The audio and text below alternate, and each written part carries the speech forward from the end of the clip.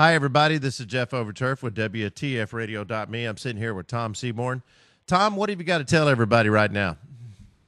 Hey, Jeff. Good to hear from you. Yeah, today we're going to talk about the fact that there are no absolutes. And you'll hear that this program's better than that one, or this is the only one that'll work for everybody. And there's no one program that works for everybody. And in my opinion, from what I've seen, there are so many different programs that can work for different individuals depending on where their needs and goals are at the time. For example, eating programs. You hear about this diet's better than that diet. Well, some people have problems with carbs. Other people will gain more fat when they eat more fat because that's 9 calories per gram. So it's going to depend on the individual. Strength training, we hear that, wow, you've got to train your fast twitch type 2B fibers. Well, if that person has more endurance fibers, the red fibers, the type 1 fibers, then they're going to respond more effectively to more repetitions and less weight. And then when we talk about stretching, there are so many different types of stretching techniques. There's holding the stretch, calling static stretch. There's bouncing through a stretch called ballistic. There's dynamic, where you're actually moving through a stretch like an athletic move. There's PNF, where you have a partner helping you. I mean, there's so many different ways to do it. And you'll hear all these, quote, experts touting that their way is the best way, when in fact, everybody's going to find their own way. We're all different. We're all biologically different. We all will respond differently to different types of activity.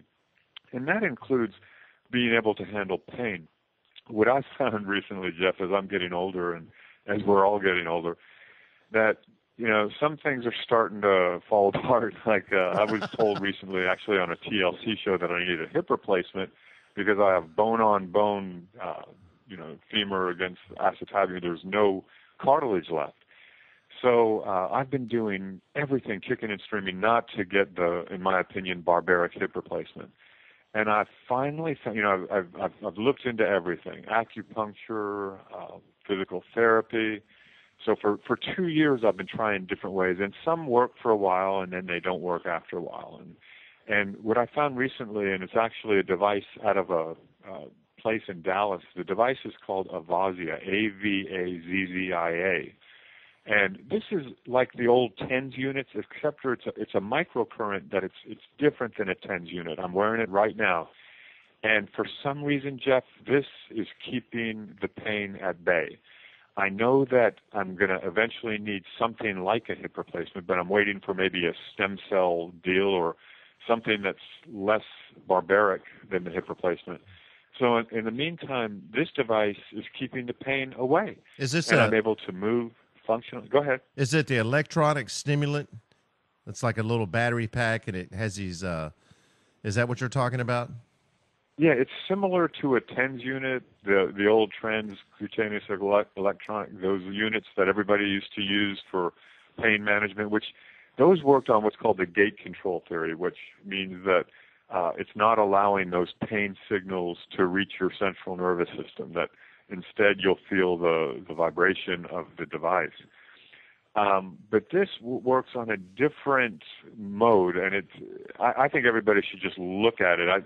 The best way people can find out about it is to just email this guy who just emailed me all the information on it. And after getting the information, my doctor's prescription covered most of the costs. I only had to pay a little bit out of pocket.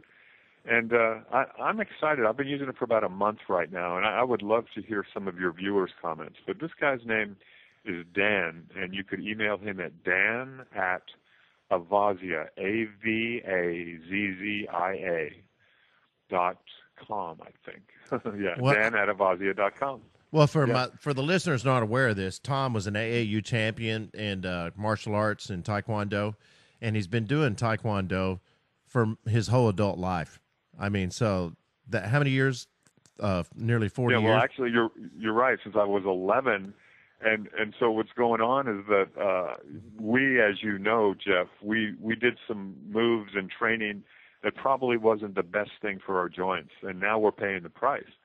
I'm sure a lot of your friends, like a lot of mine, who've been training the martial arts for years, have done the hip replacement, and some of these folks are telling me, they're saying, Tom, the worst thing I did was wait so long to get the hip replacement done, meaning going through the pain. You know, Bill Wallace had it done.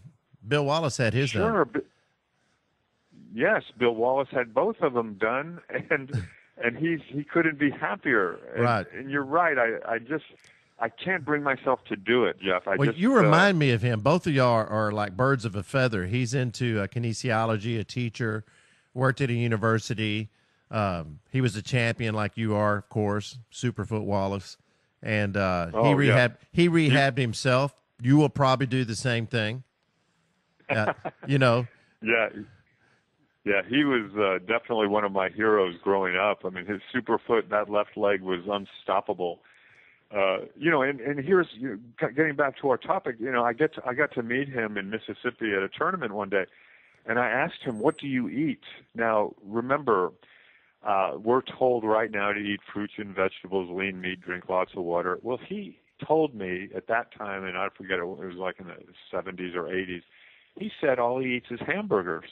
So, I mean, you know, and you saw him. He's a very muscular and a very well-conditioned athlete. I don't know if he's still eating just hamburgers, but I mean, that's where I ate two of them yesterday. I had two hamburgers yesterday.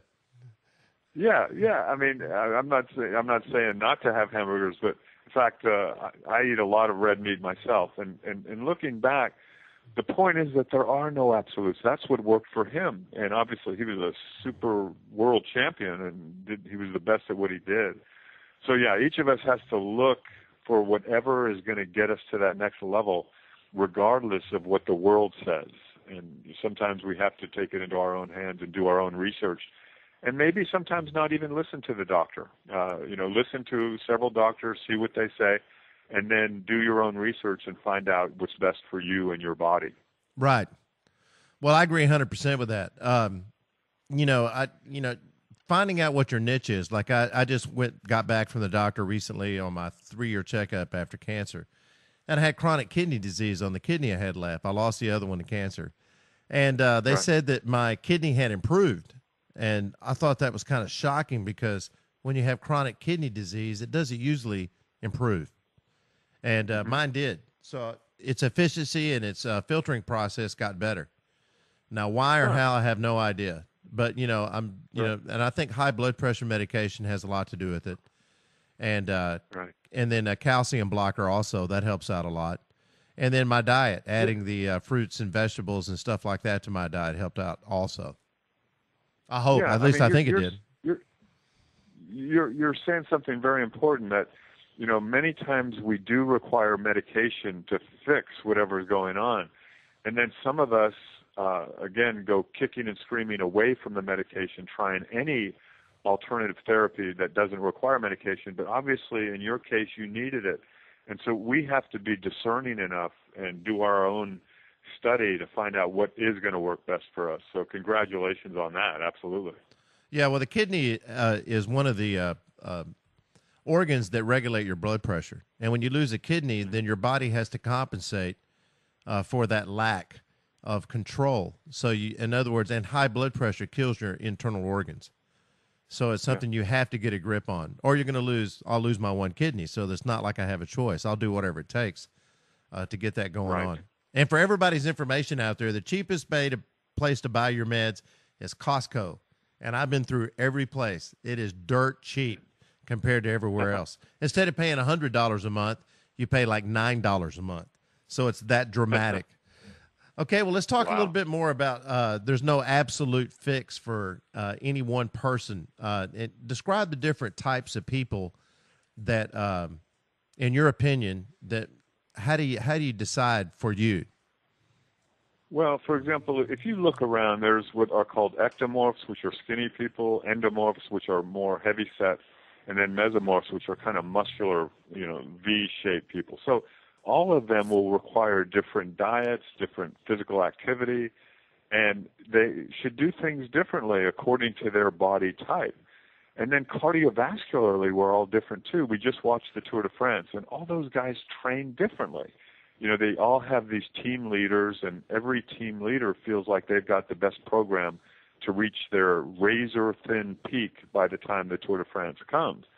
And interestingly, some of them are trained by these notorious Italians that supposedly got them into the, and I don't want to bring up the drugs, but we've seen it in all the previous tours, and we're hearing about all the problems with some of the current leaders of the Tour de France, that drugs were involved. That, the diuretic on that one guy, they kicked him out because he was underdone.